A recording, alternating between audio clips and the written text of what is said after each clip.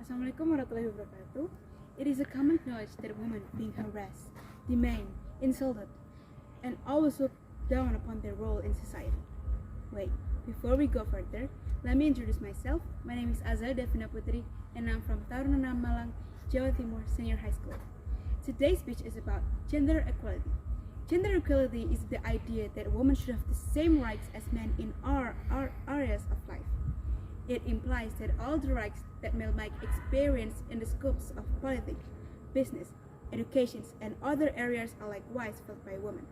The way of thinking is founded on the idea that everyone has the same rights and be free since they were born. According to the Universal Declaration of Human Rights at 1948, the concept of gender equality is still frequently unatheist and ignored in Indonesia, though, as in by the continued belief that women do not need to have a college degree, particularly in rural areas, where there is a considerable disparity in numbers. For example, in Sukomoro district at Central Kalimantan, only 61% of boys aged 16 to 18 attend to school, while the percentage of girls who attend to school is 95. Before and after the nation's independence, gender equality in the country has frequently been a problem, particularly in the area of education. However, the degree of gender equality in Indonesia is rising as a result of R.A. Kartini's at 1896 until 93 campaigns for the emancipation of women. The implementation by Indonesia of a number of UN conventions relating to gender equality, such as Law of Republic Indonesia Number 7 of 1994, on the ratifications of the Convention on the Elimination of All Forms of Discrimination Against Women, Law of the Republic of Indonesia Number 34 of 1999 on Human Rights, and Article 48 of the law, which states that women have the right to obtain education in accordance with predetermined requirements, also support this.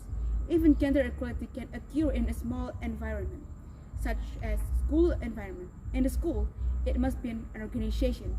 It must have a chairman and a vice, but the average chairman of an organization is a man. The main factors that can cause gender equality in Indonesia, especially in education, based on Rashid, Latifah, and Tarina at 2020, this is still influenced by strong traditional values where there is a validity of the patrilineal or patriarchal system in society. For example, in my school, the head of regiment should be male. Why not female? Is it wrong to be a leader for a woman? Perhaps to most of female also become people pleasure. Does their mood often change? Or it could be male physics much better than female? No, does not even make sense for a reason. Being an organization leader, such as regiment, based on fact, there is someone who has a good in leadership, be a mature, can solve problems with an open and calm mind.